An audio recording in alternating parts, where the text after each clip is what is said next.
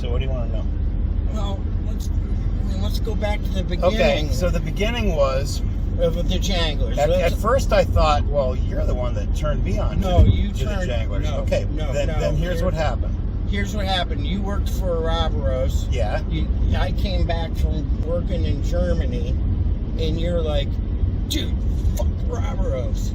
There's a band and they play songs that you like by like Velvet Underground, Bob Dylan and shit. All right. Okay. So that's my first data point. So I guess it was Johnny.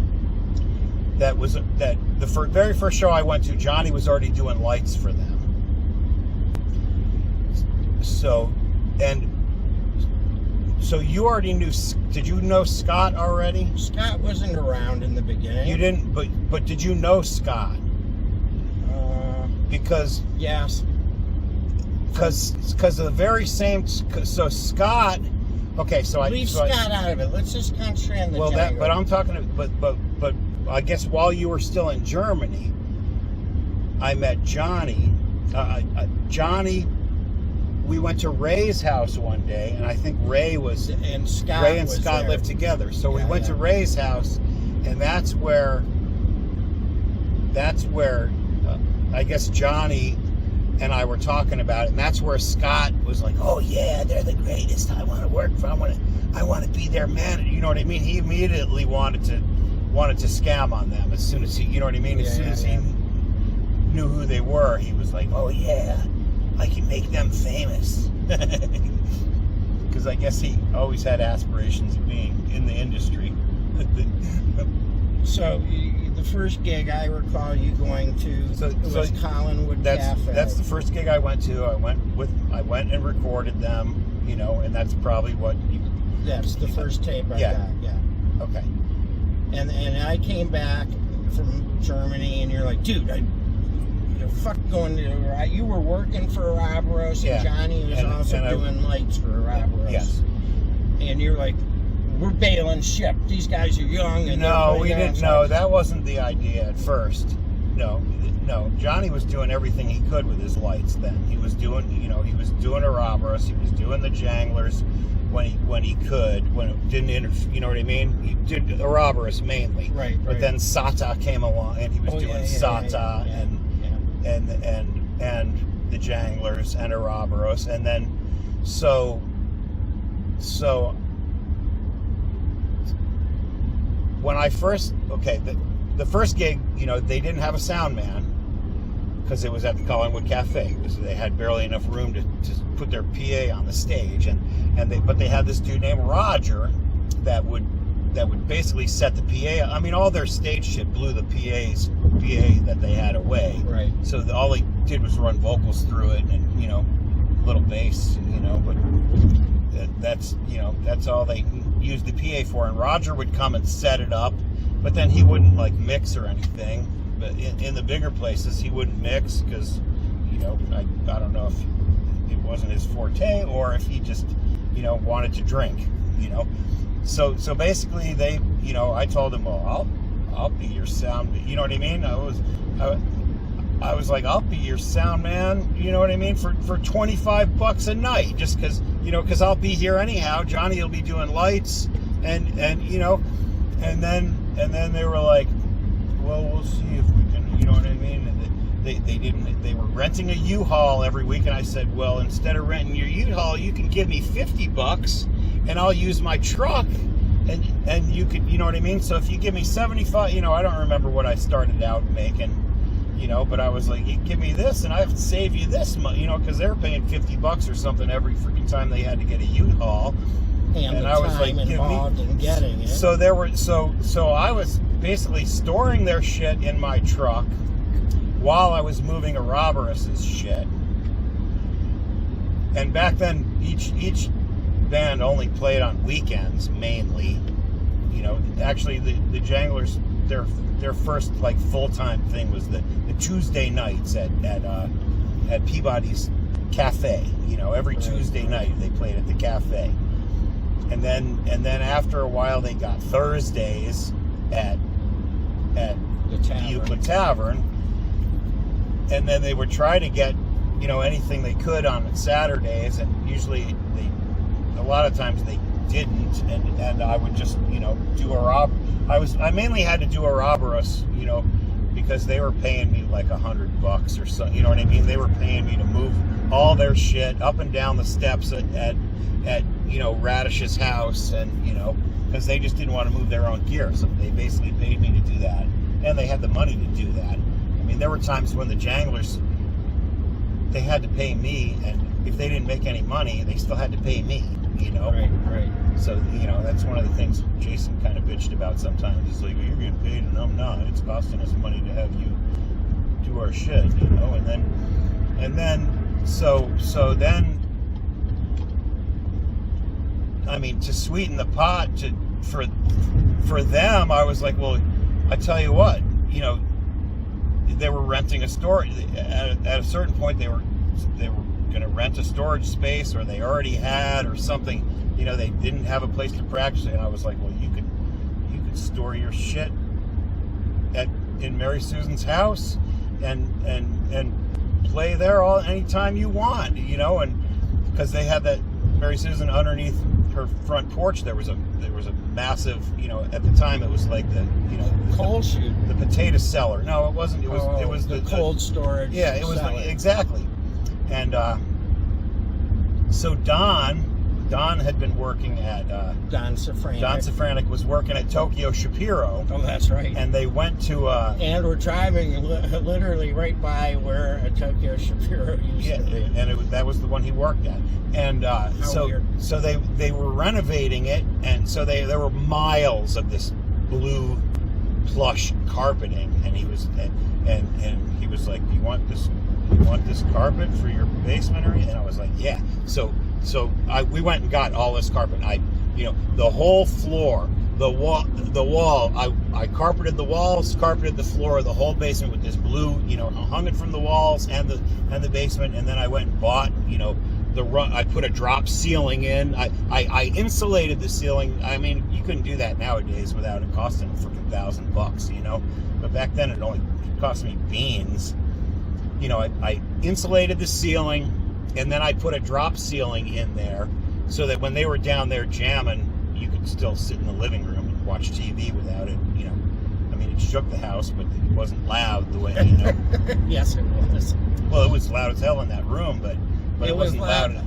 You could hear it outside. You know, and then I'd pull up in my car, get out of the car, and I could hear when they were rehearsing. And then so in the middle of the night, as soon as the gig was over, I'd move the shit down into the practice room, and I'd set the soundboard up in the living room and run the snake up, you know, up the steps into my living room, and I'd, you know, hook up all the mics and everything, and then, you know, come Monday morning, or as soon as they could, they'd come over and they'd start practicing. You know what I mean? Every day, just about, they came over for at least a couple hours, you know. And I would record the practices, and those are some of the best tapes. Unfortunately, a lot of them aren't video, you know. It's all right. They're digital audio, and I digitized them years ago, so they're. Yeah, I'd like to hear some of that shit. I've got all those compiled as a thing I call the Spokane Rehearsals. You know, it's like the Janglers version of the basement tapes.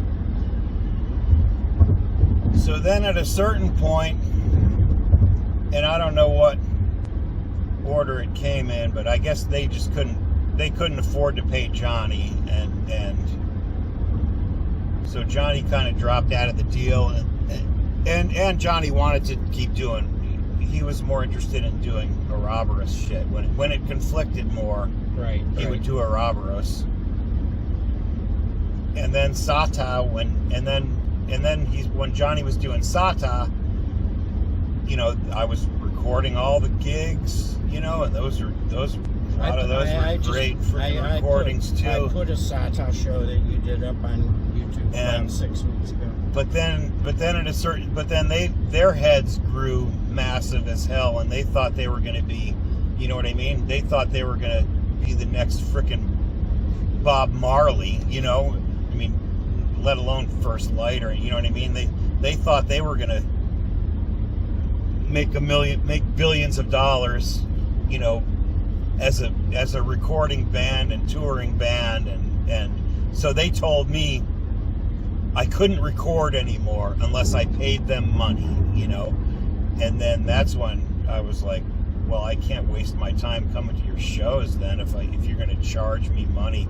And their band had changed so much that they weren't the freaking, you know, electric jazz fusion band that they started out, you know what I mean? Right. They turned into just a silly reggae band instead of, you know, complex, you know what I mean? Just doing something new. I mean, their music was entrancing, you know what I mean? When they first started play, you know, they had that can't remember the dude's name, the keyboardist that, you know, that wrote the music and played the synthesizers, and Bishko with his flute, you know what I mean? And they just played some mellow, groovy shit, you know. And then it just turned into just bomb skank, you know. It just, so it wasn't that interesting for me anymore. And Johnny said the same thing. He was like, well, if you're not going to let my friend record, then I'm not going to do lights for you, because it was getting to be a hassle for him to find the time to do their gigs, you know, because everyone was playing on weekends back then, so you had to, you know, when you got a weeknight gig, it was, he could do everything on a weeknight gig, and then so then it got to be a conflict for me doing Oroboros, because I was booked by them basically, you know, and I was just getting paid to move Oroboros' equipment. They were paying me, you know, I think I was getting $100 from them, 50 for the use of my truck, and 50 to actually physically move the equipment, you know. So I had to not. There were a couple of times where I would do both, you know. I would set us up Thursday night, and then I'd break us down and set them up Thursday night after our gig. I'd set Oroboros up for Friday. I'd have the shit already brought inside the tavern so that I could go with the Janglers. And then there were times when I had to get, you know, it would be Saturday afternoon or something before I would go. I just had to get the stuff off the stage by the time Mr. Stress played every Saturday night. And then, of course, this went on for, you know what I mean, years, or, you know what I mean, a long time, until finally, and you'll remember this, finally I got a day off. We had a weekend off, and I remember it was a snowstorm, and I drove my truck to your house, to your place on Van Aken, and we were hanging out, you know, and it got later and later and later, and then, you know, probably 4 or 5 in the morning, Mary Susan was calling saying, where are you? This is when almost, you know, besides the Janglers, our only source of income was her paper route, you know. Oh, yeah. And she was like, I got to do my paper route. Why aren't you home yet, you know? And I was like, oh, shit. And I had to, you know, I think she actually missed that day, because it took me too long to get home through the blizzard, and then I don't know what happened. I think maybe she had to go out late that day. So are you talking at the very end, like February '93? No. Okay. No. This was before any of my hiatus. Okay, you know? okay. I stay on Route 2 to get to your house, correct? Yes. Yeah.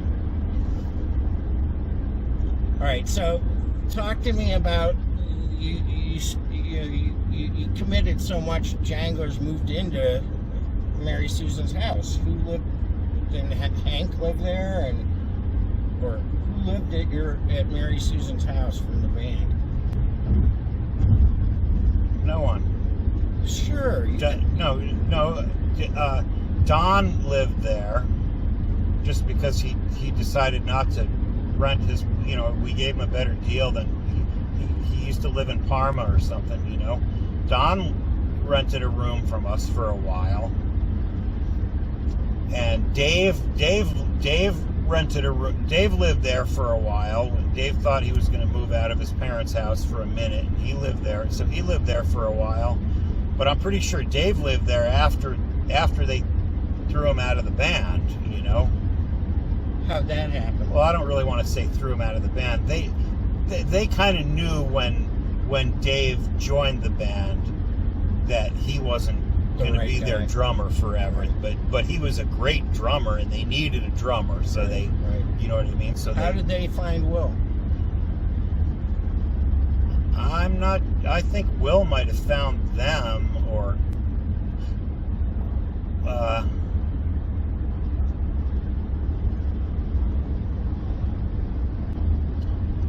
Will might have been a friend of Roger's or something. I'm not sure how he came in. I don't know how they found Will. What do you remember about the transition from Henry to Eric?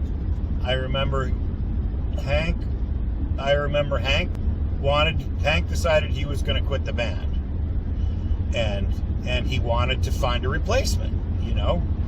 So he found Eric somehow, and I don't know how, if he found him through the Scene magazine, or, you know, because Eric was only freaking 19 or something, you know. Right. He was very young, too young to get in the bar and drink. But he found Eric. Eric had this little, you know, this little Juno, you know what I mean, this little electric piano, and Hank was playing the organ, and he had his keyboard on top of it, and then they would, you know, so as Eric learned the tunes, like at my house, and would go to gigs, Hank was still there. They would both play it. You probably have plenty of recordings and even videos of them both playing at the same time, and then Hank would like go drink, and Eric would keep playing, or Hank would play harmonica, and then Hank was like, oh, I got this accordion, I'm going to play the accordion on this song. Those are some of the greatest jams with the two of them. And then, so we went to, I'm not sure if it was Kelly's Island or Put-in Bay. It might have been Kelly's Island. Hey, direct me to Jangler Dash. Yeah, I don't know the right way there. You do. That's in Tremont. Yeah, so let's just drive by there. We're almost to your house, and we're nowhere near there. Let's drive to Jangler Dash. Where do I get off for Jangler Dash? Just tell me. Oh no, I see. We already messed up.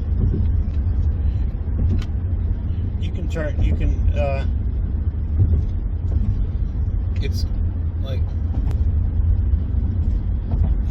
get off on the left. If you want to do that, get off on the left exit. I live over that way, but we'll go that way. Okay.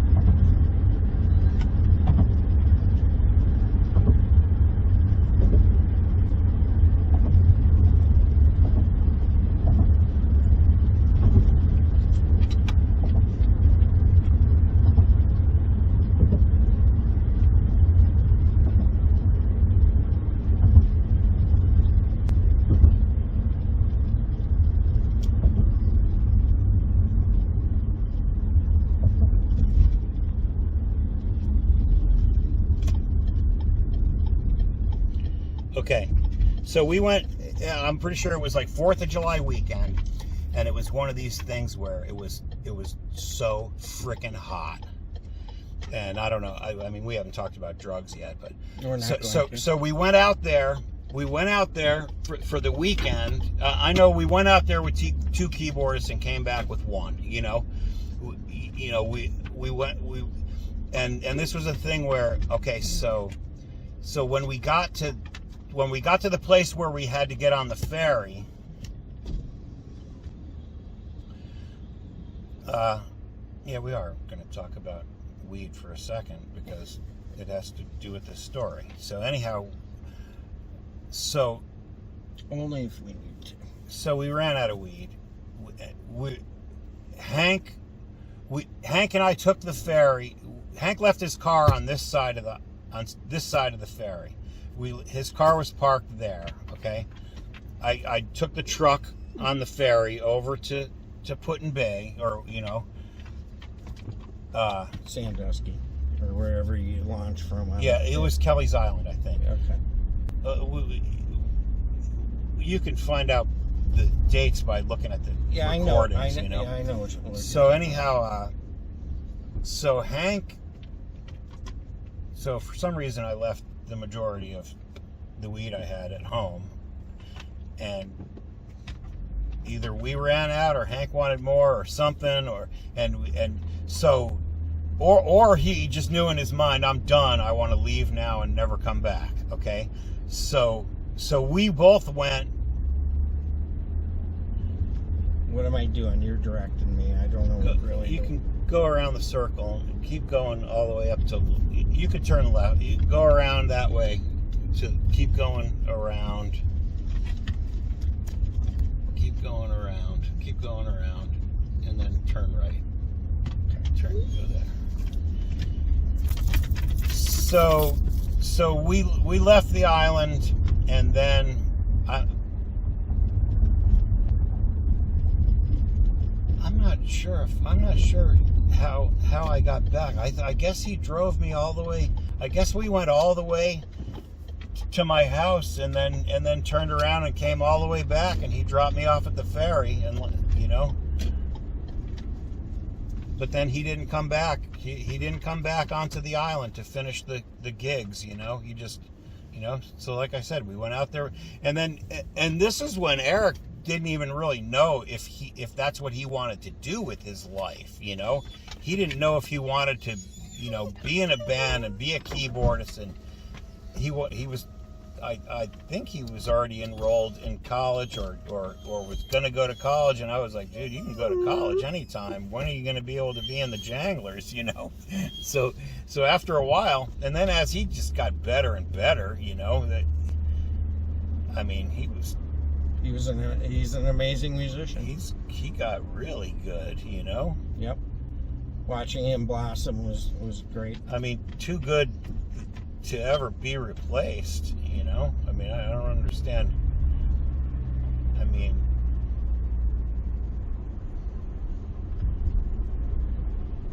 I guess he didn't really quit until it got dissolved, Yeah, he was there to the end, for sure. Okay, turn left here. Boy, is this different.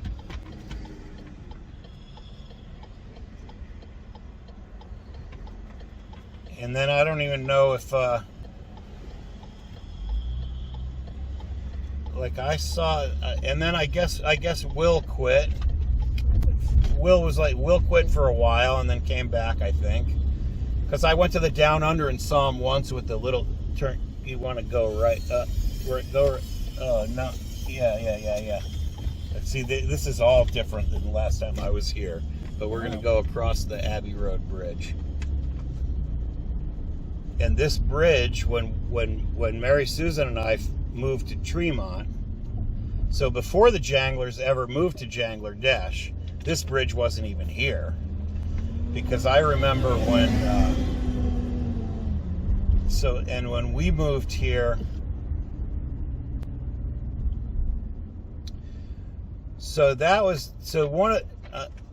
I'm not sure which order it was. So one of my hiatus came when I wrecked my truck.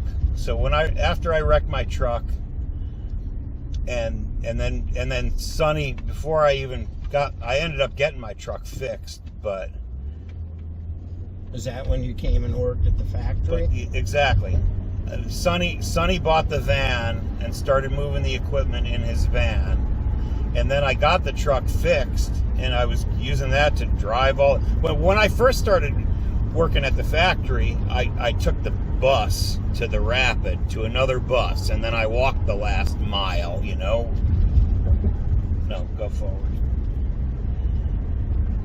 We're coming up to Sokolowski's. And then, okay, I know. No, I remember now when the truck, we were on our way to, this is, so I guess no, that was just a hiatus. Go to the stop sign and turn right. And once again, this is all different than it will. You know what I mean? I should be able to I'll be able to get us there eventually, but some rights and lefts might have changed. Yeah. So anyhow, so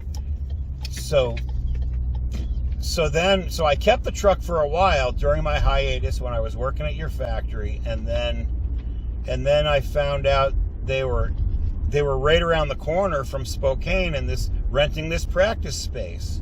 And I was like, you guys can, whatever you're paying them, you can pay us half as much and come turn left here and come practice it. And Jason made it clear. He was like, well, yeah, we can do that, but that doesn't mean you're going to be our sound man again, you know.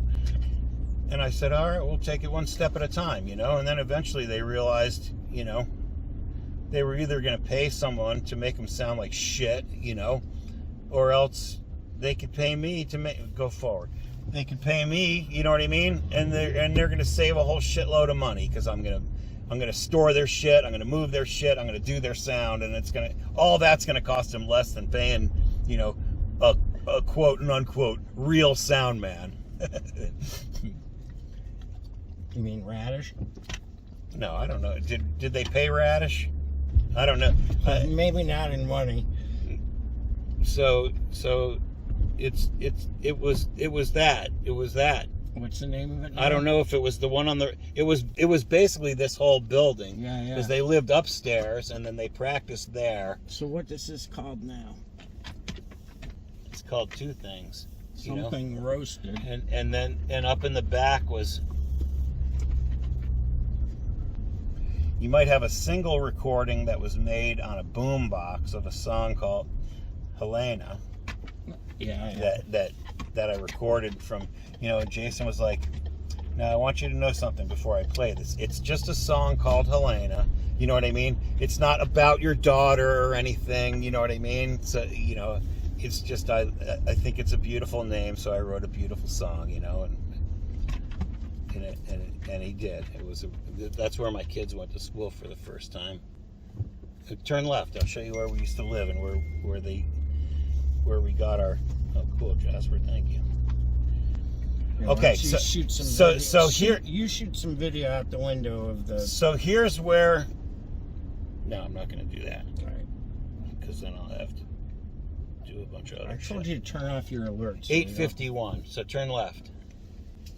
Oh, they tore this library down too. They tore the other library. Yeah. They tore the library by me down too. Oh, they haven't torn it down, but so 8:51.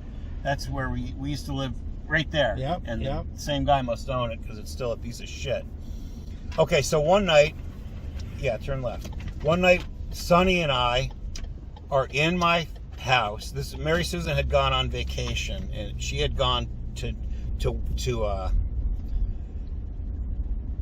New York to see her friend Steph and brought the kids. Where they used to play. Go on. Well, maybe Jason and Eric played there. Yeah. School zone, don't speed. So turn right. I'll show you our other house. Next to Rick Gilmore? Yeah.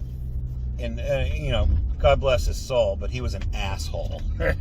If you know what I mean? Left, right, straight? Left. He was an asshole because the one time I turned his show on, he was talking about us. He was talking about his white trash neighbors. You know what I mean? As if he wasn't white trash himself, up drunk all night, you know? So anyhow, okay. Get back in the back seat, mister. So we're at the place on Jefferson one night, and Sonny goes out to the, so I guess I should, go forward. I should back up, so I started working for the band again, doing the sound, you know, doing everything with my truck. And then one night we were on our way we played in Columbus, or we're on our way back. We were on our way to a gig in Columbus. That's where we used to live, right? Oh no, this house right here. Yep. This tan house. And that was Rick's, the brick? Yeah, that was Jerry and Sue lived there, and they sold it to him. So we were on our way down there to, I don't know, Cincinnati or Columbus or something, and my truck died. And I thought, you know what I mean, from the sound of it and the feeling of it, I thought I blew the engine, and, you know, so we pull over to the side of the road, and actually I was able to coax it, you know what I mean, to get it somehow to sputter into, you know, a Ford dealership, you know what I mean? And then we called Arnie to the rescue, came down there with his van. Arnie's last name, Rosenberg or something? Arnie Pearl. So Arnie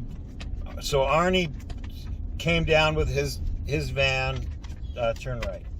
Arnie came down with his van. We put all our shit into his van, and the truck was getting, we were having to make payments on the truck and pay for insurance and you know what I mean?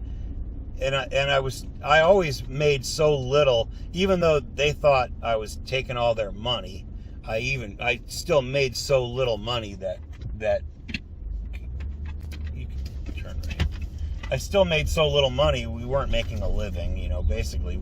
We didn't pay our rent, and then eventually, Howard, Mary Susan's dad, had us evicted out of his house, so we had to move. They didn't have a place to practice anymore. I didn't have a truck, and that's when Sonny bought his truck. Yeah, Sonny's dad bought him a van, and you know what I mean. And then eventually,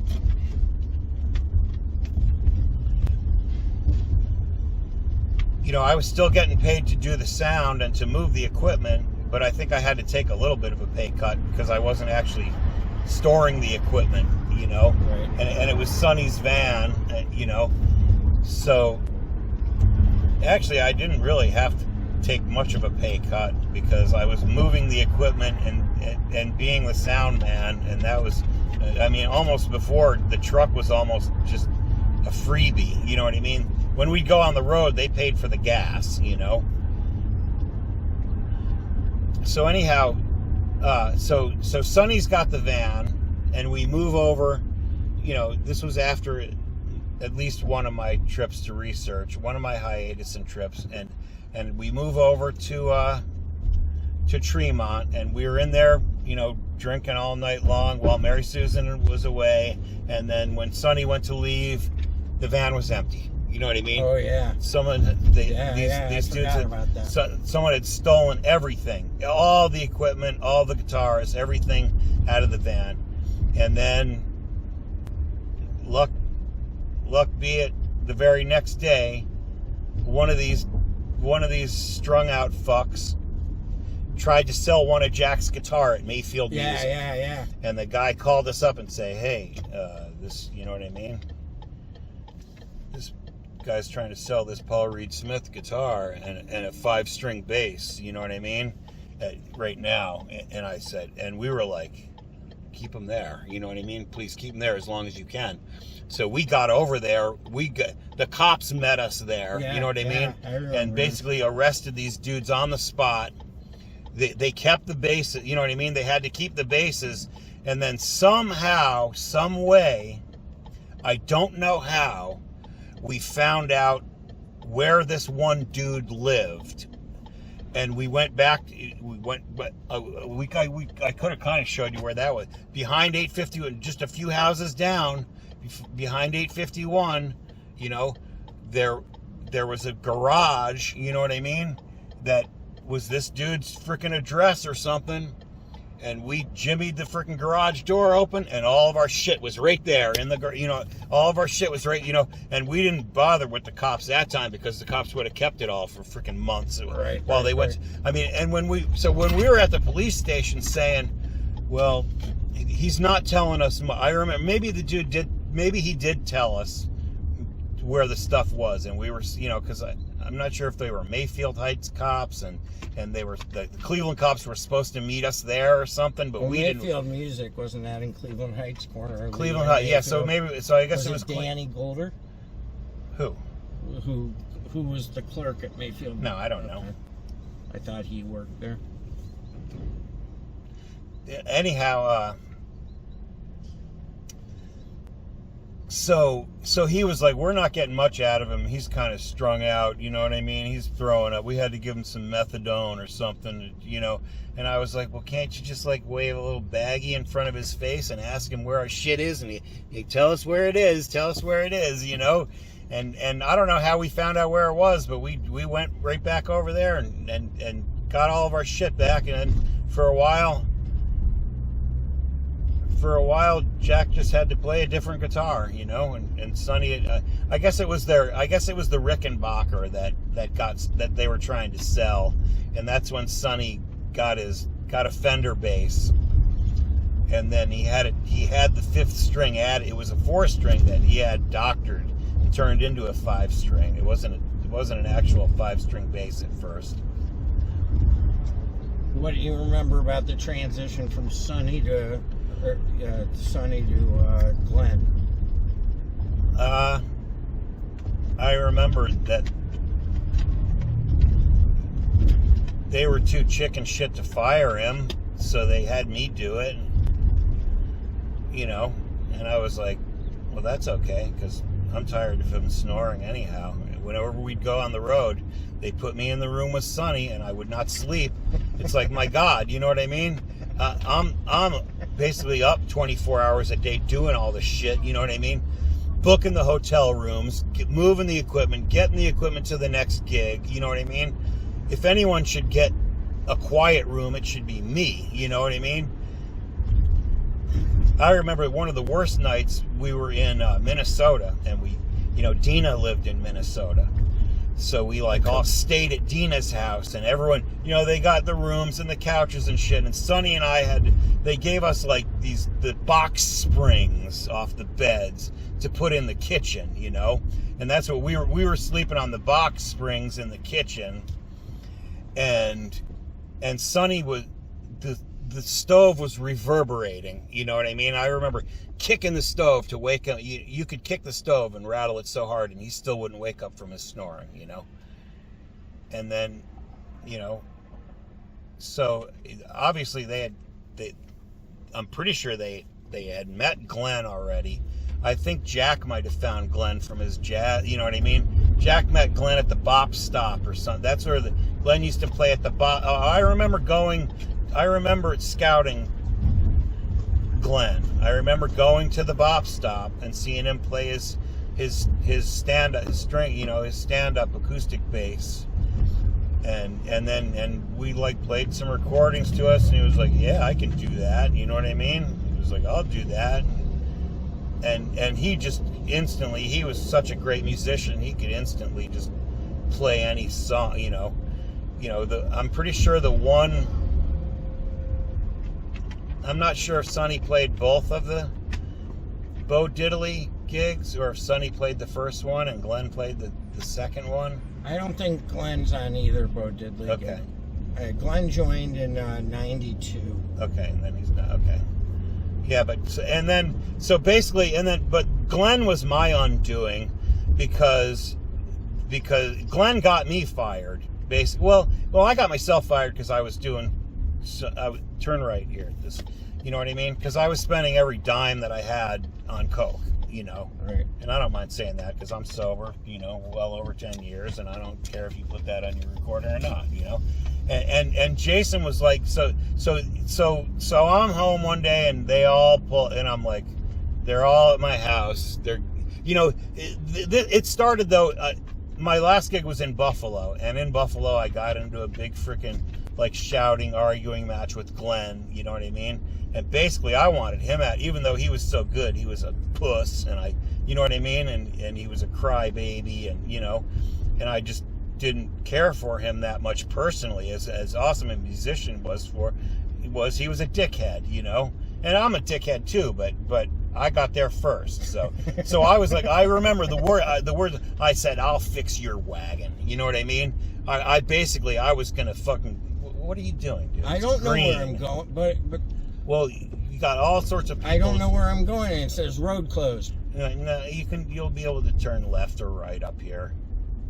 All right, turn left here.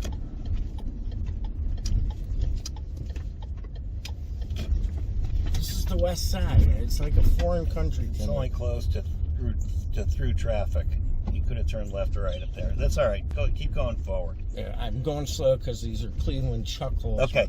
So that was my last gig. You know what I mean? And the worst. Get in the back seat, mister. Now what? Straight? You can go forward. We'll go back up that way.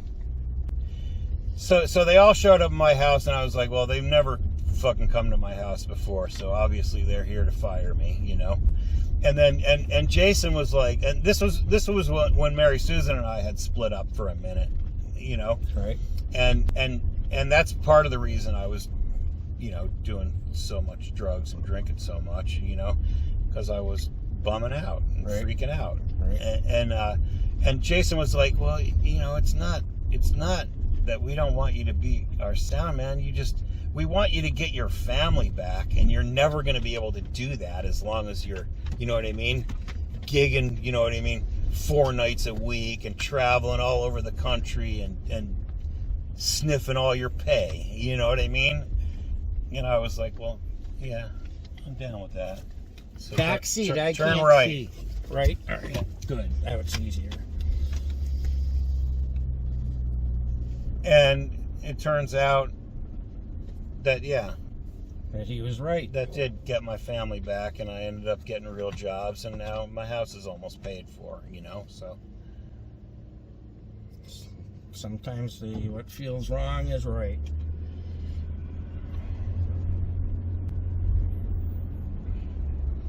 So you're going to stay on this all the way down till you get to my street. Cross. Okay. So what's your favorite Jangler memory? My favorite Jangler memory? I know that's impossible. What's just a good one that made you happy or you are proud of or something like that? What the fuck? Run that person over. House Fra Record Shop. The whole entire experience was awesome. I mean, we were treated like royalty. It's drug related, but one of my favorite memories was we played stop sign and then turn right. We played at the, you know, they have this thing, I guess Donnie went to Ohio Wesleyan or something, and they have this tradition where they, you know, they have like a funeral kind of thing where, you know what I mean? They pretend like one of their frat brothers like died or something, and they have a funeral for. And Donnie was the guy, I think, that the funeral was. Is this your house? Yeah, this is my house. Can I park here? No, you can park behind that car there. Though. In front of, you mean? You can park in my driveway. You can't park on the street. It says no parking. But I mean, I had been up for days, and I had one of my only freaking out of body experiences. I remember at that gig, it was in this big freaking tent thing. We had been up for freaking days. It was like a day gig before a night gig. It was an all day, all night kind of gig at this frat party in this big tent. And Oh God! I'd been up for so long, and I was so freaking high. Get your dog's balls out of my face. He stepped on my balls. Which would you rather have? So I remember, like, Go. I remember, like, Jack and Jason coming over to me, and I was like, "You're not going to believe this." I was just floating up in the air, watching myself have a conversation with this chick. You know what I mean?